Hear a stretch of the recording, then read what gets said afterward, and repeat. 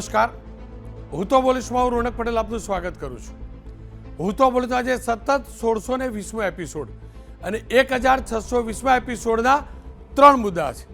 પહેલો મુદ્દો છે ભરપૂર રાજનીતિ અને 1620મા એપિસોડનો બીજો મુદ્દો છે કામદારના જીવનની કિંમત કોડીની કેમ. સમજે છે શું ઉદ્યોગપતિઓ? અનેક કામદારના મોત થાય છે અને ઉદ્યોગપતિઓ આજે પણ બેદરકાર છે, એટલે બોલવું છે. મારા શ્રમિક માટે બોલવું છે, ગરીબ માટે બોલવું છે. અને ત્રીજો મુદ્દો છે ઉત્તર ગુજરાતના ખેડૂતો દુઃખી કેમ થયા છે. શરૂઆત કરીએ રાજનીતિ ભરપૂરના મુદ્દાથી.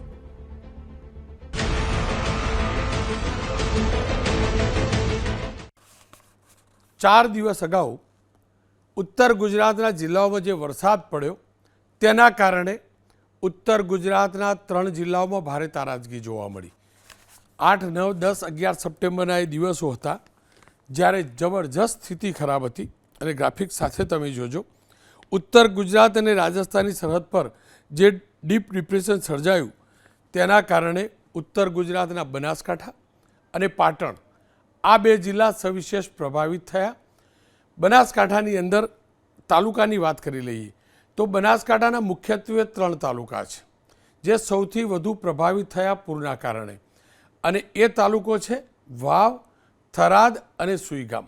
એ જ રીતે પાટણ તાલુકાની વાત કરી લઈએ તો પાટણ જિલ્લાની વાત કરી લઈએ તો પાટણ જિલ્લાના રાધનપુર અને સાંતલપુર અહીંયા જળબંબાકારની સ્થિતિ જોવા મળી. વરસાદ 3 દિવસથી ચોક્કસથી રોકાયો છે, વરસાદ રોકાયો છે, પરંતુ અનેક ઠેકાણે હજુ પણ પાણી ભરાયેલા છે. કેટલાક ઠેકાણે તો આખાને આખા ખેતરો ધોવાયા છે. ઘરવખરી અનેક પરિવારોની, હજારો પરિવારોની ઘરવખરી તણાઈ ચૂકી છે. પશુપાલન સાથે જોડાયેલો આ તાલુકાઓ છે અને ઘાસ ચારા, સૂકું ઘાસ અને લીલું ઘાસ બંને ત્યાં નથી.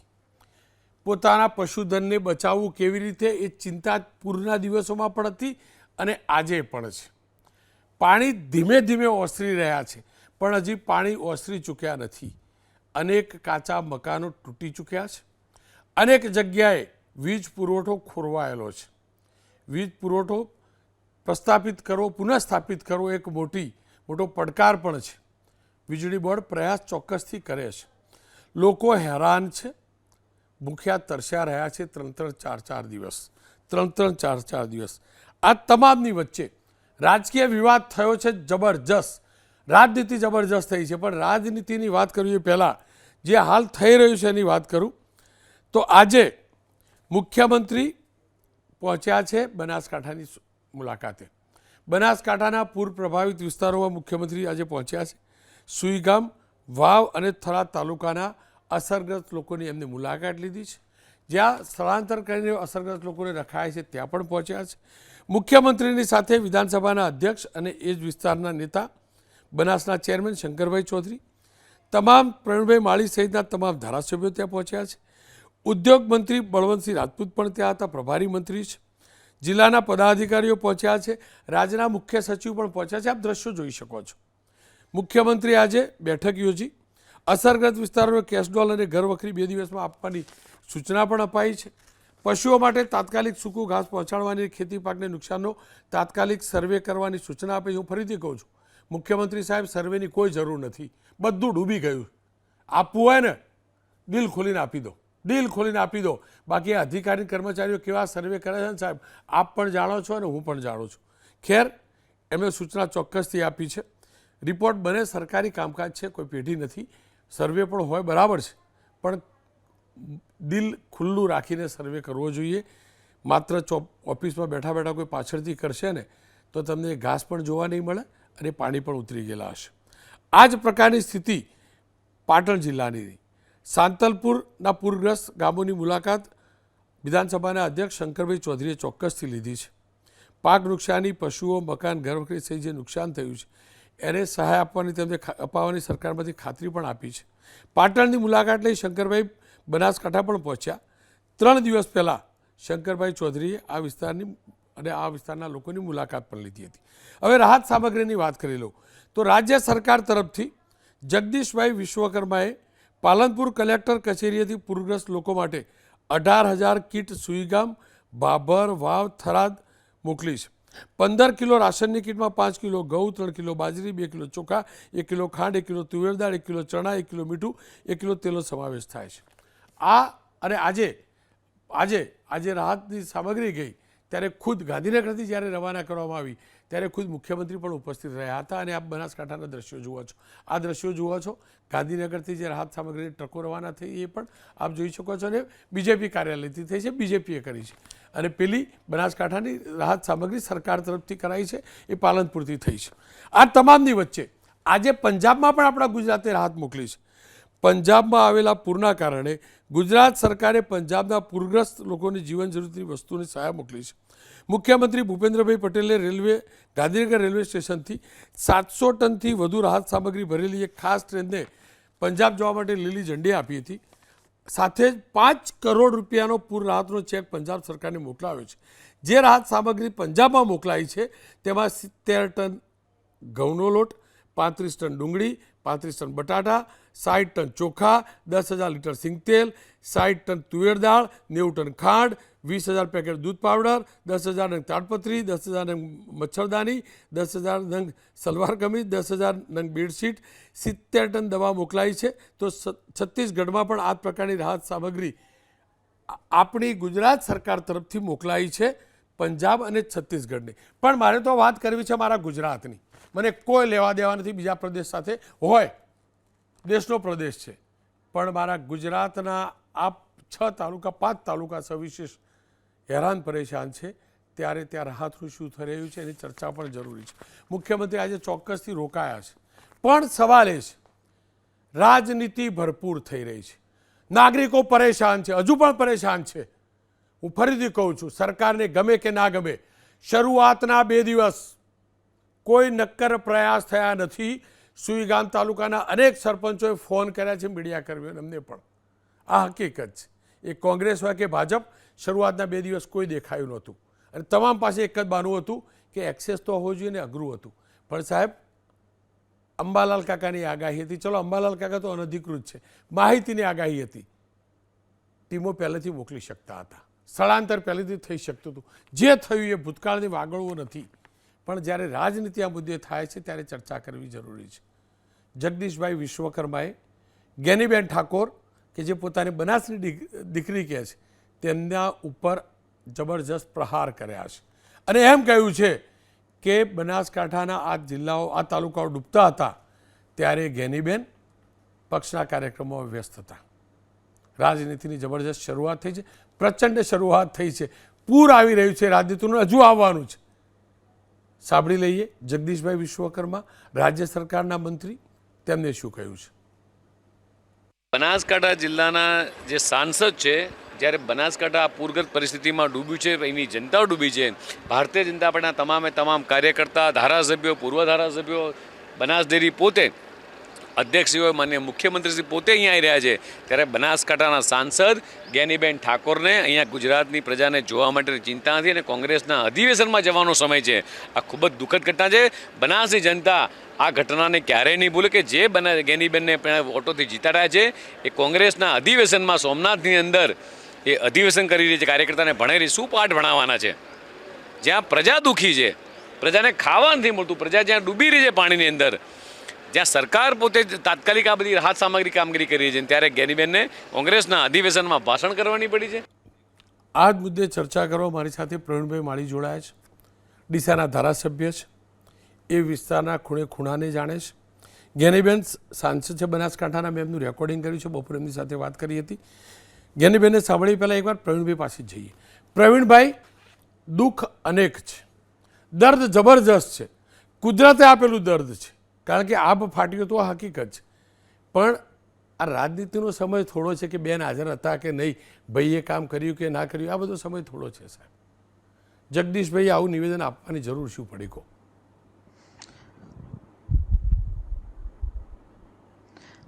રોનકભાઈ, હું માનું છું કે જે ડીપ ડિપ્રેશનની અંદર આપણું જે રીતે આગાહી હતી અને ડીપ ડિપ્રેશનની અંદર આટલો ભાગ જ જોડાઈ ગયો હતો. અને એના લીધે અનાધાર વરસાદ પડ્યો. રોનકભાઈ, મારો અવાજ આવી રહ્યો છે તમને? બિલકુલ સર, બિલકુલ બિલકુલ રોનકભાઈ, અવાજ આવી રહ્યો છે? બિલકુલ પ્રવીણભાઈ. તો એ બાબતથી તંત્ર સતર્ક હતું અને હું જિલ્લાના વહીવટીતંત્રનો એટલા માટે આ સમયે ઉલ્લેખ કરીશ કે બનાસકાંઠાનો સૌથી મોટો મેળો એટલે ભાદરવી પૂનમનો મેળો. 2-3 મહિનાથી તૈયારીઓ ચાલતી હોય, તમામ અધિકારીઓનો 15 દિવસ પહેલાં ડિપ્લોય કરી દેવામાં આવ્યા છે. એ ભાદરવી પૂનમના દિવસે જ જેવું અહીં તંત્રએ એલર્ટ આપ્યું, સ્ટેટ મોનિટરિંગે એલર્ટ આપ્યું કે અહીંયા વધારે તકલીફ છે, તો કલેક્ટર, એસપી, એનું વહીવટીતંત્ર, રેવન્યુ ખાતું, ખેતીવાડી તમામ લોકો અહીંયા આવી ગયા છે અને એમને એક પણ દિવસની રજા લીધા વગર તમામ લોકો એસડીઆરએફ, એનડીઆરએફની તમામ ટીમો ડિપ્લોય થઈ છે. અમારા ધારાસભ્ય વિધાનસભાનું સત્ર હોવા છતાં પણ સ્વરૂપજી અહીંયા પોતાનો વિસ્તારને સંભાળવા માટે આવી ગયા હતા. સૌથી પહેલો પ્રાથમિક તબક્કો તો રેસ્ક્યુ કરવાનો. એ રેસ્ક્યુ કરવાના જે હેતુ તંત્રએ હાથ પર રોનકભાઈ લીધો, એના લીધે આજે એક પણ માનવ મૃત્યુ થયું નથી.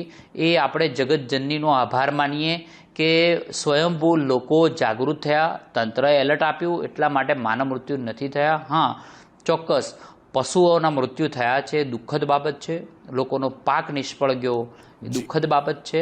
અને સાથે લોકોની ઘર વકરી તણાઈ, એ પણ દુઃખદ બાબત છે. એનું અત્યારે તંત્ર ખુદ મુખ્યમંત્રી સાહેબ રોનકભાઈ અહીંયા આવી અને ચિંતા કરી છે અને માત્ર ચિંતા કરી એવી નહીં, તમામ પ્રકારની સહાયની મદદની ખાતરી આપી છે. અત્યારે એ પોતે રાત્રિ રોકાણ કર્યો છે, હજી એ ગામોમાં ફરી રહ્યા છે. મારો સવાલ બીજો છે. જી, મારો સવાલ એ છે, જગદીશભાઈને અત્યારે જ્ઞાનીબેન કેમ યાદ આવ્યા? જ્ઞાનીબેન આયા કે નતા આયા? જ્ઞાનીબેને કામ કર્યું કે ના કર્યું? ભાઈ આ શું કરવા? હું ફરીથી કહું, તમે જે મેળાની વાત કરીને એ હકીકત છે. બનાસકાંઠા જિલ્લા પ્રશાસને અદ્ભુત કામ મેળામાં કર્યું છે, એમાં કોઈ ડાઉટ નહીં, કોઈ ડાઉટ નહીં મેળા વખતનું. અને જો આખું પ્રશાસન મેળામાં વ્યસ્ત હતું હોવું જ જોઈએ, કારણ કે 40-45 લાખ લોકો અઠવાડિયામાં આવ્યા છે, તો એક્સ્ટ્રા ફોર્સ પ્રદેશ મોકલી શકતું હતું, સરકાર મોકલી શકતી હતી, એમાં પડવું પણ નથી હાલ. પણ મારો સવાલ એટલો જ છે, રાજનીતિક નિવેદનો કેમ? જરૂર શું? રોનકભાઈ, તમે કદાચ મીડિયાની બાઇટ જોશો તો સૌથી પહેલી રાજનીતિ ગુલાબસિંહે ચાલુ કરેલી અને એને પ્રહારો કર્યા હતા અમારા ધારાસભ્ય ઉપર કે એ દેખાતા નથી, જ્યારે કે એ વિસ્તારમાં હતા. અને ત્યાંથી આ રાજનીતિ શરૂ થઈ છે. એટલે કોંગ્રેસ છતાં પણ કરે રાજનીતિ, અમને વાંધો નથી. અમે પહેલાં પણ મીડિયામાં બાઇટ આપી છે રોનકભાઈ, અને મેં રિક્વેસ્ટ કરી છે કે કોંગ્રેસે આ સમયે રાજનીતિ કરવાની જરૂર નથી. એમને ત્યાં રહેવું હોય તો ભલે રહે, અધિવેશનમાં રહેવું તો રહે. અમે માત્ર પૂર પીડિતોને મદદ કરવા માટે અહીં માત્ર નહીં, તમે જોશો આજે પંજાબની અંદર રેક મોકલી છે, છત્તીસગઢની અંદર રેક મોકલી છે. પંજાબમાં સરકાર નથી. રોનકભાઈ, ખાલી અમારો ખાલી એટલો જ વિષય છે. એક જ એટલો જ વિષય છે. પંજાબમાં મોકલ્યાને હું ક્રિટિસાઇઝ નહીં કરતો. મને રસ માત્ર મારા પાટણમાં છે, મને રસ બનાસકાંઠામાં છે. પંજાબમાં તમે આ ટ્રેનને આખું પ્લેન મોકલો, બનાસકાંઠા પહેલી ટ્રેન પહોંચે ને. કરીએ આપણે બનાસકાંઠાની વાત કરીએ. બનાસકાંઠાની વાત કરીએ, 2 લાખથી વધુ ફૂડ પેકેટોનું વિતરણ કર્યું. ક્યાંય પણ એવી ફરિયાદો નથી થઈ કે અમે ભૂખ્યા સૂઈ રહ્યા છીએ. ક્યાંય પણ એવી ફરિયાદ નથી થઈ કે અમે પાણી વગર સૂઈ રહ્યા છીએ. ક્યાંય પણ એવી ફરિયાદો નથી થઈ કે અમારા કોઈ ડિલિવરીની વખતે અમને અગવડતા પડી હોય અને અમને રેસ્ક્યુ ના કર્યા હોય, એવી ક્યાંય ફરિયાદ નથી મળી. તંત્રએ સાબતું રહી અને પહેલેથી જે પણ માતાની ગર્ભવતી માતાના જે દિવસો હતા ત્યાં સુધીને એમને રેસ્ક્યુ કરી અને એમને દવાખાને મોકલવાનું કામ કર્યું છે. 1600થી વધુ લોકોને આજે પણ જ્યાં રાખ્યા છે ત્યાં મુખ્યમંત્રી સાહેબ પોતે એમની વિઝિટ લીધી છે. એટલે મારો રોનકભાઈ કહેવાનો મતલબ એ છે, રાજનીતિ જ્યારે કરવાનો સમય આવશે ત્યારે કરી લેવો જોઈએ. અને એમને રાજનીતિ જો કરવી હોય તો ખૂબ બધા ક્ષેત્રો પડ્યા છે, ખૂબ બધો સમય પડ્યો છે. અત્યારે માત્ર જો જિલ્લા ભાજપના કાર્યાલય ઉપરથી જો સાધન સામગ્રી જો નીકળતી હોય, ફૂડ વિતરણ થતું હોય, તો કોંગ્રેસના કાર્યાલય ઉપર તો એટલી અપેક્ષા રખાય કે ન રખાય કે એ પણ ફૂડ વિતરણ કરે. એવા કોઈ દ્રશ્યો તમે જોયા હો તો મને બતાવજો. એમ નહીં કરવી કરી તમે રાજનીતિ કરી. અને જગદીશભાઈ તો મંત્રી છે, બરાબર? એક ધારાસભ્ય બીજા ધારાસભ્યને કીધું તો ધારાસભ્ય જવાબ આપે. ખેર, જ્ઞાનીબેને શું કહ્યું ને પ્રવીણભાઈ સાંભળજો, મેં એમની સાથે વાત કરી છે. જ્ઞાનીબેન, બનાસકાંઠાના અનેક વિસ્તારો, અનેક ગામ હજુ પણ જળમગ્ન છે. પૂરના કારણે લોકોની દુનિયાભરની સમસ્યા છે વિસ્તારના, પણ રાજનીતિ જબરજસ્ત ચાલી રહી છે. જગદીશભાઈ વિશ્વકર્મા, રાજ્ય સરકારના મંત્રી, તેમને તમારી ઉપર સ્પષ્ટ આરોપ લગાવ્યો છે કે જેમના સંસદીય વિસ્તારની અંદર પૂર આવ્યું, લોકો હેરાન થઈ રહ્યા હતા અને જ્ઞાનીબેન પક્ષના કાર્યક્રમોમાં વ્યસ્ત હતા, એ વિસ્તારોમાં દેખાયા પણ નહીં. જ્ઞાનીબેન, આપ હતા ક્યાં? અને જગદીશભાઈના આરોપોમાં દમ તો છે. શરૂઆતના 2 દિવસ તો તમે નજરે ન પડ્યા બેન, ક્યાં હતા? રોનકભાઈ, આપના માધ્યમથી પહેલું તો સરકારનું અને સરકારમાં રહેલા મંત્રીઓનું ધ્યાન દોરવા માગું કે અત્યારે ટીકા ટિપ્પણીનો સમય નથી. દરેકે વહીવટી તંત્રમાં જે તમે બધા બેઠા છો, લોકોને મદદ કરવા માટેની તમારી નૈતિક ફરજ છે, પણ છતાં તમે ટીકા કરો છો. તો રોનકભાઈ, એબીપી અસ્મિતાના માધ્યમથી જ હું જગદીશ વિશ્વકર્મા સાહેબને કહેવા માગું છું. અને કદાચ રોનકભાઈ તમને ક્યારેક મીડિયામાં કે તમારી મિત્રતા છે એટલે મળે તો કહેજો કે તમે નિકોલના ધારાસભ્ય છો અને ત્યાં 3 ઇંચ વરસાદ પડે ને તો પણ છાતી સુધી અને વ્હીકલ પણ નથી ચાલી શકતા, એટલો વરસાદ હોવાના કારણે નિકોલના લોકો હેરાન થતા હોય છે. બીજા અનેક રજૂઆતો કરતા હોય છે, પણ જગદીશ વિશ્વકર્માનો ફોટો ક્યારે એમના વિસ્તારનો નિકોલનો આજ સુધી આટલા ટ્રમથી ચૂંટાય છે પણ ક્યારેય મળ્યો નથી. એટલે કાચના ઘરમાં રહેવું, કોકના ઉપર પથ્થર મારવો, પહેલું આવા કુદરતી આફતોમાં પણ ટીકા ટિપ્પણી કરવી એ એમની વિચારધારા છે. એમાં મારે મંત્રી તરીકે એમને કહેવાનું ન હોય, પણ એમણે કીધું જ છે તમે થોડું એ નિકોલનું પણ ધ્યાન રાખે, એમના મત વિસ્તારનું, એવી હું એમની પાસે અપેક્ષા રાખું ને. પછી બનાસકાંઠા એમની સાસરી છે એટલે એમનો લાગણી હોઈ શકે, પણ એ ટીકાના રૂપે ન હોઈ શકે, એને વળતરના રૂપે હોઈ શકે. તો એમ માનીએ કે ના ના ભાઈ, જગદીશ વિશ્વકર્મા એ અમારા બનાસકાંઠાના જમાઈ છે ને એમને બનાસકાંઠાના લોકોને ને અત્યારે આવી ગંભીર પરિસ્થિતિની અંદર ટીકા કરવાને બદલે એમને મદદ કરી છે, એવી વાત કદાચ અમે કરી શક્યા હોત. જ્ઞાનીબેન, આપ કહી રહ્યા છો તેમ બનાસકાંઠાના જમાઈ જગદીશભાઈ વિશ્વકર્મા ભલે તમારી ઉપર જે આરોપ લગાવતા હોય, પણ આપ બનાસના બહેન તો છો ને, અને બનાસકાંઠાનો તમારા જ લોકસભા ક્ષેત્રનો મોટો વિસ્તાર છે જ્યાં લોકો પરેશાન હજુ પણ છે. રવિવારથી સ્થિતિ ખરાબ થઈ, રવિવાર, સોમવાર, મંગળવાર. બેન, આપ એ વિસ્તારમાં નહોતા એ હકીકત છે. આપની વ્યસ્તતા પક્ષના કાર્યક્રમમાં કેમ તમે પ્રાયોરિટી બનાસની દીકરીએ, બનાસના ભાઈઓ, બનાસના દાદાઓ, બનાસના દીકરાઓ અને દીકરીઓ માટેની નહોતી? કારણ શું? રોનકભાઈ, ફરી તમે કીધું એટલે હવે મારે છેક સુધી ટીકા ટિપ્પણીમાં ન પડાય કે વાઇસ પ્રેસિડેન્ટની ચૂંટણી હતી અને 8 ને 9 ઓલ ઇન્ડિયા ભાજપ હોય કે કોંગ્રેસ, તમામ દળોના ચૂંટાયેલા સંસદ સભ્યોના રાજ્યસભાના સંસદો એ બધા ચૂંટણીની અંદર 8 ને 9 તારીખ દિલ્હી હતા. ત્યાંથી મતદાન કરીને અમે સીધા નીકળ્યા અને રાતે 3 વાગે તો અમે મારા વિસ્તારની અંદર આવ્યા છે. એટલે એ એમ કે કોંગ્રેસનું અધિવેશન તો એમને ખબર નહીં હોય કે કોંગ્રેસનું અધિવેશન તો અમદાવાદ 6 મહિના પહેલાં થઈ ગયું અને બીજી વખત અધિવેશન ના હોય તો પાર્ટીના પ્રોગ્રામો પાર્ટીના હોદ્દેદારોને એમની રીતે ચલાવતા હોય.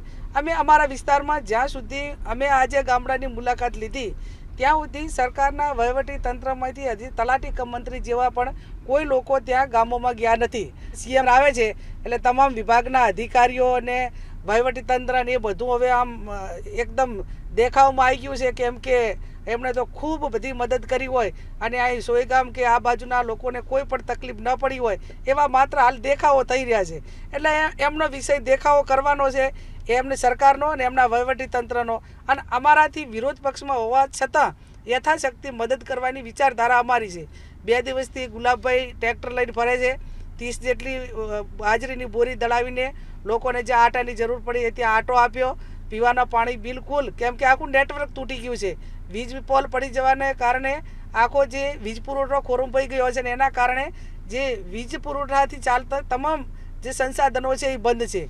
અને એવા સમયે જ્યારે રાજકારણથી પર ઉઠીને લોકોને મદદ કરવાની હોય, સરકારની પહેલી ફરજ છે કોઈની ટીકા ટિપ્પણી કરીને છટકવાને બદલે તમે તમારી નૈતિક જવાબદારી સમજો.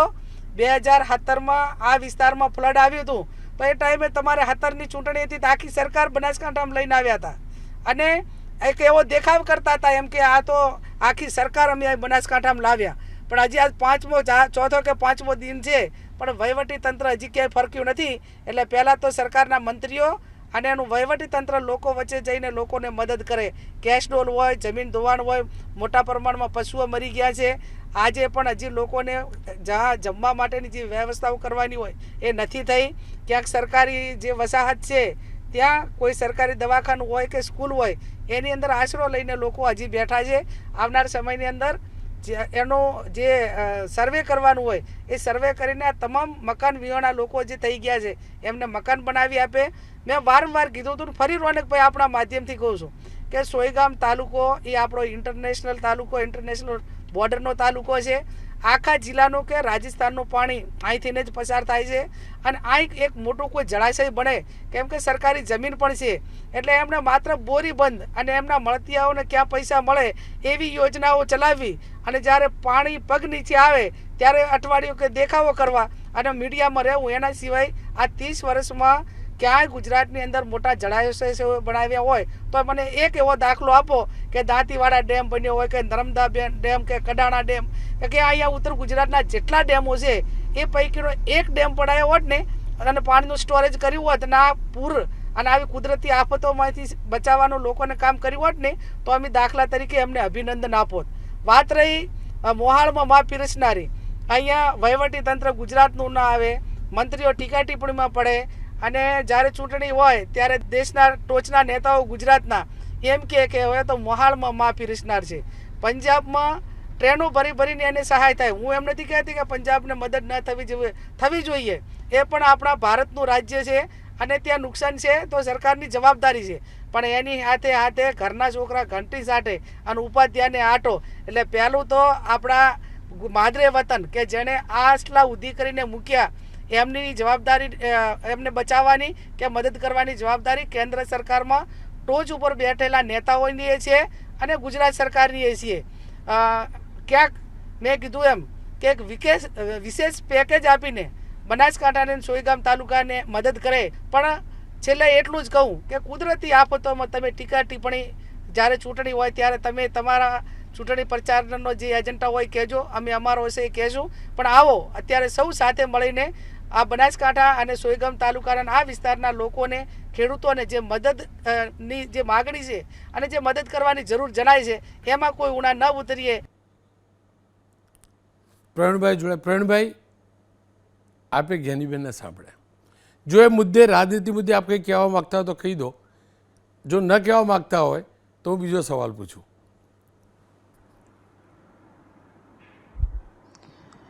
બેન, હવે રોનકભાઈ એમને રાજનીતિ જ કરવા દો.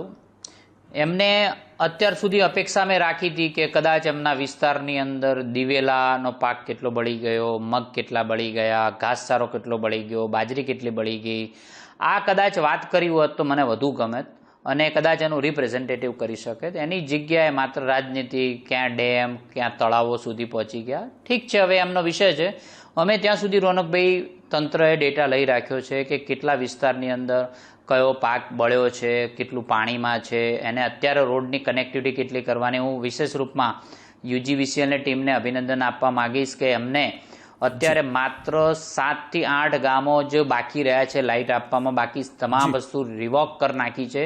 એ બહુ મોટી અને અત્યારે આપણે જેના ઉપર આપણે ગર્વ કરીએ એવી સેના એટલે 0 પોઈન્ટે હમણાં સાંજે 5 વાગે લાઇટ ચાલુ થઈ ગઈ છે. એટલે બહુ જ મોટી સફળતાઓ યુજીવીસીએલે કરી. રિવોક કરવા માટે એ જસ આપે કે ના આપે પણ આપણે પ્રજા માટે કામ કરવાનું છે.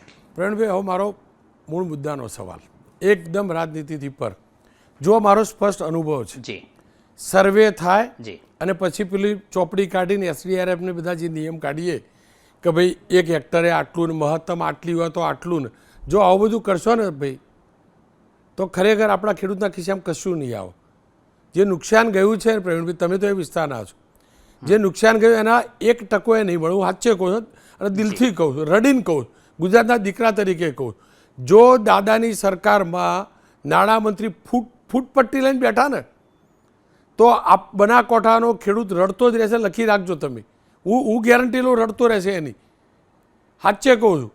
અને સર્વેની અંદર ભૂતકાળના સર્વેમાં કેટલી તકલીફો પડી છે નાના ખેડૂતને, મોટાને કોઈ તકલીફ નથી પડતી. એટલે કહું છું સરકાર પાસે શું અપેક્ષા, આપ શાસક પક્ષના ધારાસભ્ય છો ને એટલે કહું છું. અને તમે જો હું ગેરંટી લેવા માગું જ્યારે જાહેરાત કરવા પેકેજ એટલે હું ફરીથી યાદ કરાવડાવ્યો પ્રવીણભાઈ કે જો હું કહેતો હતો ને આટલું જ થયું.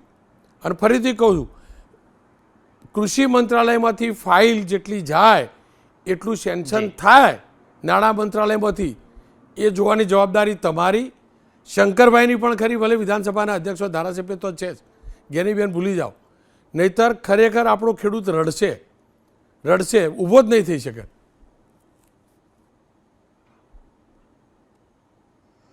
જી રોનકભાઈ, આજે મુખ્યમંત્રી સાહેબે વિશેષ રૂપની અંદર વહીવટીતંત્રને સૂચનાઓ આપી છે કે કોઈ પણ વ્યક્તિને આપણે સંવેદનશીલ રીતે જોવાનો છે, પોતાની રીતે ઉદાર ભાવે એનું જે પણ કંઈ નુકસાન થયું એ થવું જ જોઈએ. ઘાસચારો જે આપવાનું, સૂકું ઘાસચારો જે ઢોરો માટેની ચિંતા કરી છે એ આવનારા 12 કલાકની અંદર અહીંયા બનાસકાંઠામાં પહોંચે એની સૂચનાઓ આપી છે. સાથે સાથે જે સર્વેની આપણે વાત કરી છે એ સર્વેની અંદર પણ ઓનલાઈન સેટેલાઇટના ડેટા પણ લઈ એનો ઉપયોગ કરવા માટે પણ સૂચનાઓ આપી છે.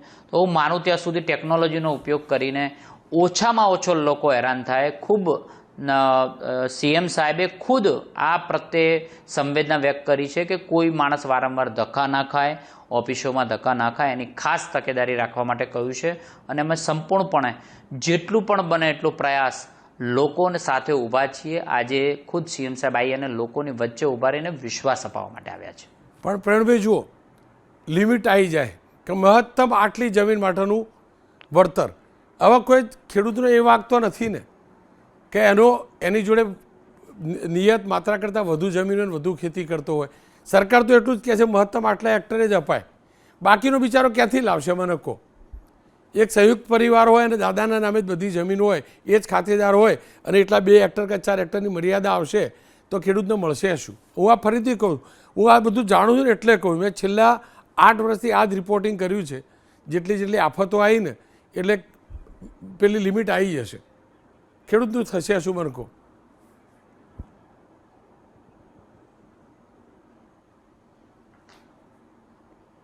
આપનો વોઇસ કટ થઈ રહ્યો છે. હું એ કહેતો હતો, જો લિમિટ ખેડૂતની જમીનની લિમિટ નક્કી કરવામાં આવે છે જ્યારે પેકેજ જાહેર થાય ને એટલે કે કહેવામાં આવે કે હેક્ટરે આટલા રૂપિયા, પણ પછી એક હોય પેલું ટર્મ્સ એન્ડ કન્ડિશનની જેમ કે મહત્તમ 2 હેક્ટર કે 4 હેક્ટર. હવે કોઈ એક જોઈન્ટ ફેમિલી હોય, દાદાના નામે જમીન હોય, ખાતેદાર એકલા દાદા હોય અને 20 હેક્ટર હોય, 20 હેક્ટર ધોવાઈ હોય તો એને બિચારાને મળશે 4 હેક્ટરનું જ. હું એટલે કહું છું આ બોક્સ તોડાવડાવજો. સીએમ સાહેબ છે ને આજે મળી અને કહેજો અધિકારીઓ આ બોક્સ તોડે, નહીંતર આપણા ખેડૂત જોડે કશું નહીં આવો મોટા ભાઈ. ચોક્કસ રોનકભાઈ, એનું પણ ધ્યાન રાખીશું કે જે પણ કંઈ સમસ્યાઓ આવતી હશે એનું નિરાકરણ થાય અને ખેડૂતના હિતમાં, પ્રજાના હિતમાં થાય એવું ચોક્કસપણે આપણે કહી શકીએ છીએ. જી, આપનો ખૂબ ખૂબ આભાર. આપ અમારી સાથે જોડ્યા બદલ. ખેર ફરી એકવાર કહીશ, રાજનીતિ બીજેપીએ પણ ન કરવી જોઈએ અને કોંગ્રેસે પણ ન કરવી જોઈએ, પણ ખેડૂતને મોટું નુકસાન છે એ હકીકત છે. સુઈ ગામનો ખેડૂત આખા ગુજરાતમાં સૌથી વિકટ સ્થિતિની અંદર ખેતી કરે છે, સૌથી ગરીબ ખેડૂત છે. જમીન ચોપડે 20 વીઘા, 40 વીઘા, 100 વીઘા હશે, પાકતું કશું નથી અને એ જમીન એની ધોવાઈ છે. પણ જો મેક્સિમમ જમીન મર્યાદાવાળો જો નિયમ લાગશે પેકેજ વખતે તો મારો ખેડૂત બરબાદ થશે. રાઘવજીભાઈ કૃષિમંત્રી છે, એમને પણ હાથ જોડીને વિનંતી અને નાણામંત્રીને ખાસ વિનંતી કે સાહેબ આવી જમીન મર્યાદાવાળો નિયમ તોડજો અને એસડીઆરએફ ઉપર આટલું ટોપઅપ એવું બધું બંધ કરજો. આટલા ઇંચ વરસાદ પડ્યો તો આટલું 33, સાહેબ બધું નુકસાન ગયું જ છે, બધું નુકસાન ગયું છે. વાવેતરના આંકડા લઈ આપજો, ખિસ્સામાંથી નહીં આપવાના, અમારા ટેક્સમાંથી જ આપજો. દિવાળી અમારી 2 ચકતા ઓછા કહીશું તો ચાલશે, 4 ફટાકડા ઓછા ફોડીશું ચાલશે, પણ અમારા ખેડૂતને આપજો, પાટણ અને બનાસકાંઠાના. નહીંતર નહીં ઊભો થઈ શકે, નહીં ઊભો થઈ શકે ખેડૂત. અમે તો દાંડિયા રમીશું, ફટાકડા પણ ફોડીશું આપણે, પણ ખેડૂતના ઘરમાં દીવો સળગાવવા માટે પણ ઘી નહીં રહે. દીવો સળગાવવા માટે ઘી તો ઠીક, તેલ નહીં રહે.